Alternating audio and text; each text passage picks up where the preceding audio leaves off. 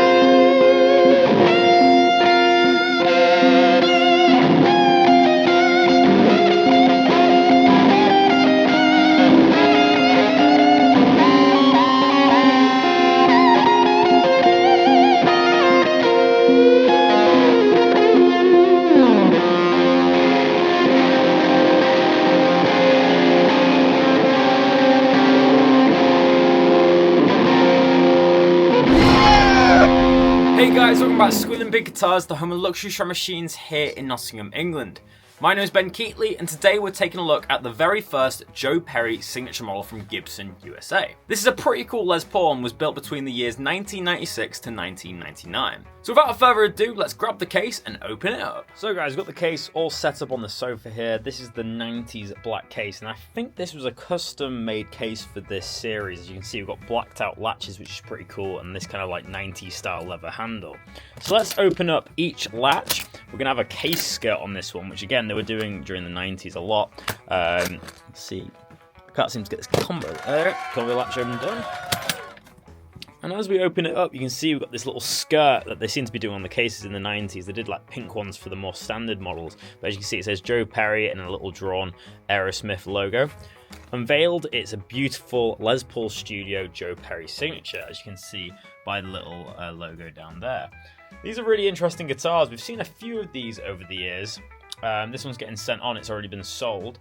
But it's a really cool model with some like pearloid features. It's kind of a mixture between vintage and modern. So we have a mid-boost circuit in this, and we have vintage style pickups, but we've got that kind of more metal, slightly more modern look to the guitar. But let's pull this out and see what we get inside this little case pocket. So not much to report in this one, we just have a couple of 9-volt batteries because the mid-boost circuit requires a 9-volt battery. So when this is engaged, it uses a 9-volt, but the pickups are passive. But yeah, not much to report on this one. Nice case. It seems to be in decent condition, this guitar. So let's pull it out and go over the specs of this Joe Perry. The Joe Perry signature Gibson Les Paul was built from 1996 to 1999 and was the first official Joe Perry signature model released by Gibson. It was based on his personal favourite Les Paul, incorporating vintage-inspired specs along with modern upgrades to suit his playing style. Of course, Joe Perry is famous for being the lead guitarist of Aerosmith, and he's written a load of iconic hits. One of my favourites is Dream On, which is an absolutely iconic ballad. So the idea of this signature guitar was to create a new Les Paul that blended vintage specs with modern capabilities. This has some pretty interesting specs, so let's dive into it right now. So here we have the Joe Perry signature up and close, and as you can see, it's kind of based off like a Les Paul Studio. It doesn't have any binding on it, and it has that kind of studio looking headstock with the kind of water slide decals instead of the mother of pearl. But as you can see, we have a very gorgeous maple top on this one with a charcoal finish. It's got blacked out hardware and it just looks really rad. Of course, we've got the Joe Perry kind of tramp stamp at the bottom there, which obviously some people are not going to like, obviously, because it shows that it's a signature product. But if you're a big fan of Joe Perry, then you're going to love that. So let's start off with the construction. We have a mahogany body on this one with a carved maple top, and I have to say, this is a 90s custom, so it's bloody heavy. Very heavy indeed, a bit of a boat anchor. You probably won't want to play this one standing up, but it feels really nice. The look of this guitar is very beautiful, and I think it actually suits no binding. You don't see a lot of Les Pauls without binding, so that's a pretty rare feature. We have the standard kind of hardware for a Gibson USA of the time. So we have a Nashville studded bridge with the stop tailpiece. These are blacked out, so they look really cool. Then we have our control layout here. We have the speed knobs and we have a three-way switch. So for the controls, we have 2 volumes and 1 tone, and this is where the modern capabilities of this guitar comes in. We actually have a push-pull on this tone control here. I believe this is still a tone control, but when you pull it up, it activates a mid boost, so you can get this quacky tone, which is really good for a solo boost. So that's a pretty cool feature from Gibson. The rest of them are just normal pots though, so they don't pull or push. So Gibson never actually listed what these pickups were, but a lot of people have guessed that they're 57 Classics, as they have a very kind of classic PAF-like tone, and obviously Joe Perry's kind of known for that with the guitar selection over the years. So they're quite vintage voiced, but that mid-boost circuit is a really cool feature. Of course, we have the pearloid pickguard, which you don't see every day. And moving on to the neck, we have a mahogany neck with a rosewood fingerboard. In terms of the neck carve, we have a mahogany neck, which is carved to be around 50s. It's very much like a 59 profile. You can tell that's obviously the guitar that he got on with the most. Very, very thick and round and full is what you want from a Les Paul. We have the mother of pearl trapezoid inlays, which is pretty standard for this era of Gibson Les Paul. So if you look at the headstock now, you can see where the kind of Les Paul Studio DNA comes from. We got them water slide Gibson decals and the Les Paul silkscreen, and then we have the pearloid truss rod cover, which is again quite a rare feature. You don't see them on Gibsons too often. We have some lacquer checking around the headstock, which is expected with a guitar of this age. As we flip it over, we've got blacked out Rotomatic Grover tuners. These are really cool with the kidney bean tips, and I really like the blacked out nature of this guitar. It'd be an awesome stage guitar. It also reminds me a little bit of DJ Ashba's signature guitar. I'll put a picture of it now. It has a similar kind of metal vibe going on. And of course, on the back of the headstock, it says Made in USA, which is expected for a Gibson USA product. So the finish is definitely aged very well. It does have a slight kind of orange peely look to it. If I get that in the light, you can see that it has a little bit of an orange peely finish. It's probably because this finish is quite thick with the paint coat being underneath. My Widow can sometimes look a little bit orange peely in certain lights. It's nothing to be scared of. It's obviously just where the finish is a little bit thick. But yeah, this is definitely a very unique Les Paul.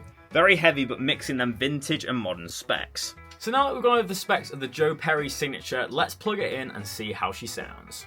Now it's time for the tone demonstration. I'm going to be plugging this Joe Perry signature into my Kemper profiler using my usual AC30 settings. I've got some tube screamers. I've got a tube screamer and a fuzz face on the floor to get some effects later on. But in the intro of today's video, I was on the bridge pickup, even though it's in the rhythm position. It's a little bit confusing, but I think the switch just rotated slightly. So this is the bridge pickup, and I was just playing the Dream On chords, which are surprisingly hard. It took me a few takes to get this right, so hopefully I can do it again now. So let's hear it again.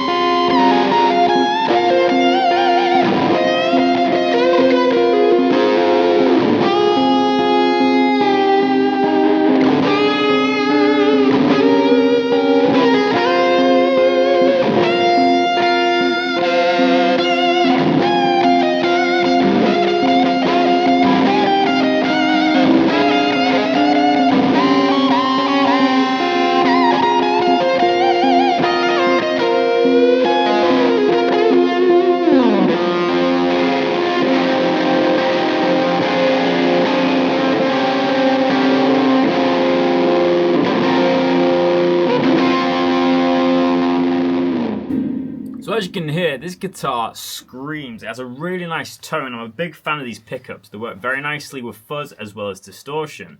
They also have a nice clean tone, and as we said, we kind of speculate that they're 57 classics, but these were custom wound pickups, so no one really knows what they are. They were made for Joe Perry and Joe Perry only. So for today's episode, as I mentioned, I'm running my AC30 rig, which I usually do. I found that this guitar has quite a lot of bass end, so I'll try and add a little bit of treble back in post. Let's just hear the standard clean tone. So this is the neck pickup.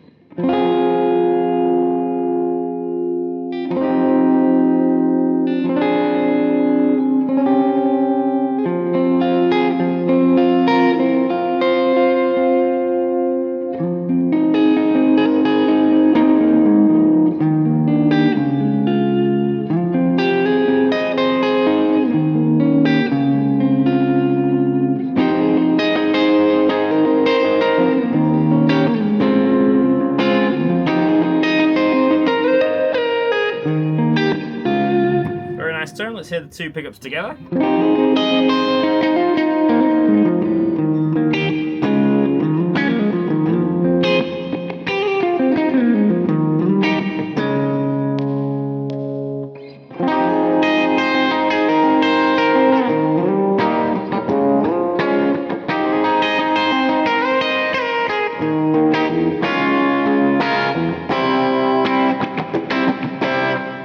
Some pretty standard clean tones there. I'm going to turn on a tube screamer and just remove some of the reverb just so we can hear it a little bit more cleanly.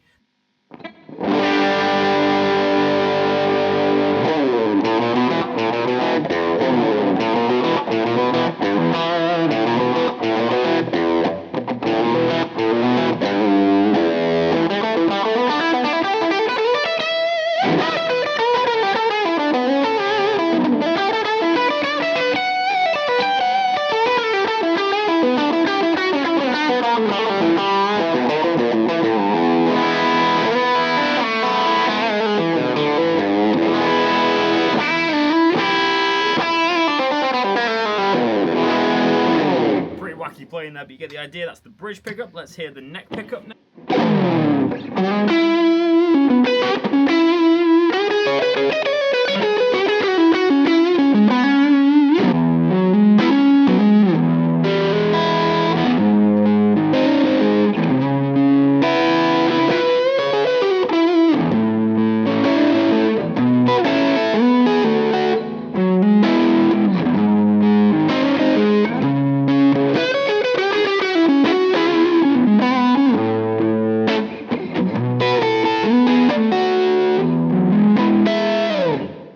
Has a really sweet traditional Gibson tone. Although it looks a bit more of like a modern metal guitar and it has the mid boost circuit, it's quite a classic feeling and playing guitar. It has them classic Gibson tones.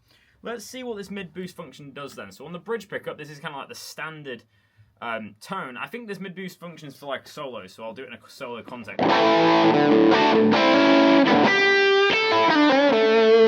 Mid boost engage.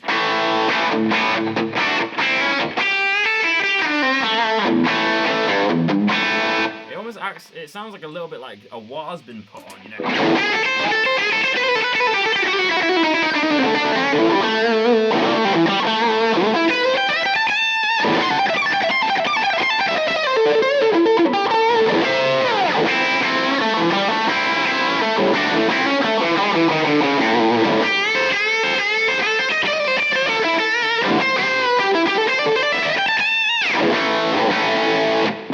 A little bit easier to play, and obviously that's because it's focusing on the mid-range frequencies and cutting a little bit of that bass. Let's see how it works on the neck pickup. So this is just the standard neck.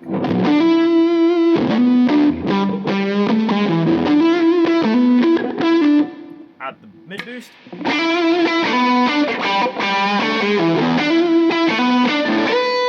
It's like the mouth is just open really wide.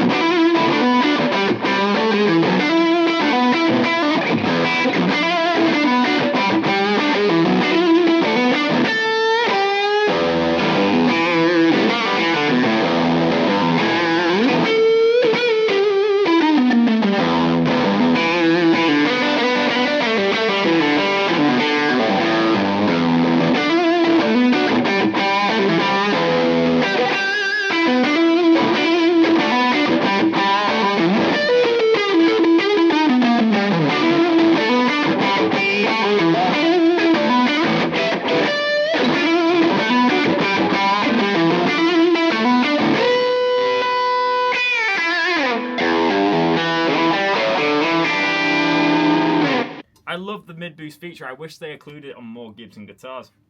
That sounded really cool to my ear anyway, especially with a fuzz tone. The only thing I've noticed, it does kick a little bit of the volume out.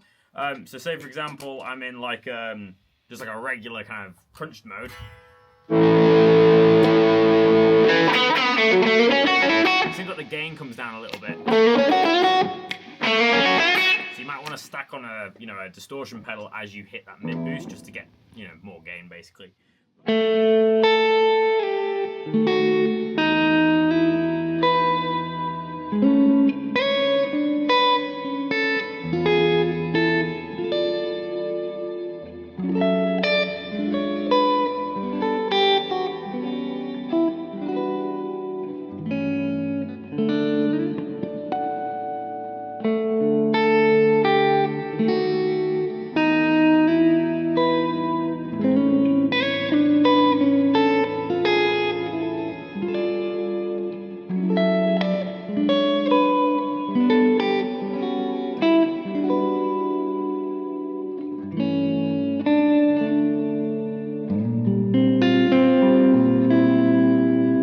So guys, we've heard all the tones that this guitar has to offer, and now it's time for my personal review.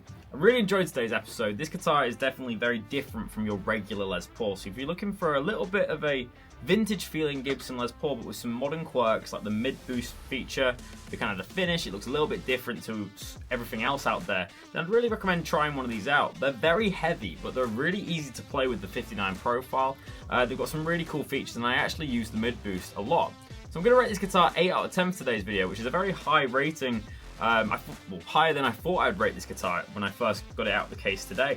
Very easy to play, very nice action. I like the blacked out hardware, I like the Joe Perry affiliation.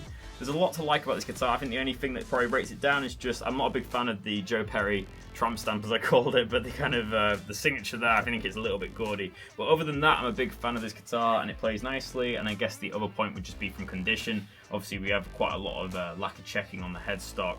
It's got a bit of an orange peely type look to it, but other than that, it's a really cool Les Paul, a great beater to be playing about with. But yeah, that's my rating, 8 out of 10 for today's episode. But most importantly, guys, let me know in the comment section below, what do you think of this Joe Perry guitar? If you own a Joe Perry signature models, let me know in the comment section below as well. I know they've done quite a few different ones over the years. I know they've done the Boneyard one and one with like an Access model with the floating tremolo. So yeah, if you own any of them, let me know down below. But thank you so much for checking out this video. My name is Ben Keightley, and I'll see you tomorrow for another episode of Squealing Pig Guitars. But until then, keep rocking, guys. I'll see you soon.